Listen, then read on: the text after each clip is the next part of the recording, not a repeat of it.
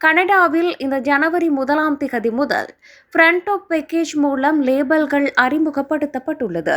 இதன்படி நிறைவுற்ற கொழுப்பு, சீனி அல்லது சோடியம் அதிகமுள்ள உணவுகள் தெளிவான எச்சரிக்கை சின்னத்தை காட்ட வேண்டும். இது ஒரு தயாரிப்பு தங்களின் ஆரோக்கியத்தை பாதிக்குமா என்பதை வாடிக்கையாளர்கள் விரைவாக பார்க்க உதவும் என சுகாதார நிபுணர்கள் கூறுகின்றனர். குறிப்பாக ஊட்டச்சத்து லேபிள்கள் குழப்பமானது என கருதுபவர்களுக்கு இது உதவும். உணவியல் நிபுணர்கள் இந்த மாற்றத்தை வரவேற்ற போதிலும் இது ஒரு முதல் படி மட்டுமே என கூறுகின்றனர்.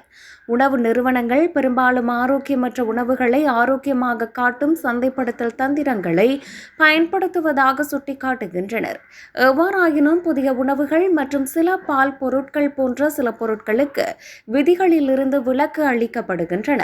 இது நுகர்வோரை குழப்பமடைய செய்யலாம். இவ்வாறான குழப்பத்துக்கு தீர்வு காண வலுவான நடவடிக்கைகள் எடுக்கப்பட வேண்டும் என நிபுணர்கள் கூறுகின்றனர். அத்துடன் துரித உணவுகள் தொடர்பான விளம்பரங்களில் வரம்புகள் விதிக்கப்பட வேண்டும் என அவர்கள் கருதுகின்றனர். இறுதியாக, கனடாவில் உடல் பருமன், நீரிழிவு மற்றும் இதய நோய்கள் தொடர்ந்து அதிகரித்து வருவதால் இதுபோன்ற எச்சரிக்கை நடவடிக்கைகள் ஆரோக்கியமான உணவை ஊக்குவிக்கும் என சில வாடிக்கையாளர்கள் நம்புகின்றனர்.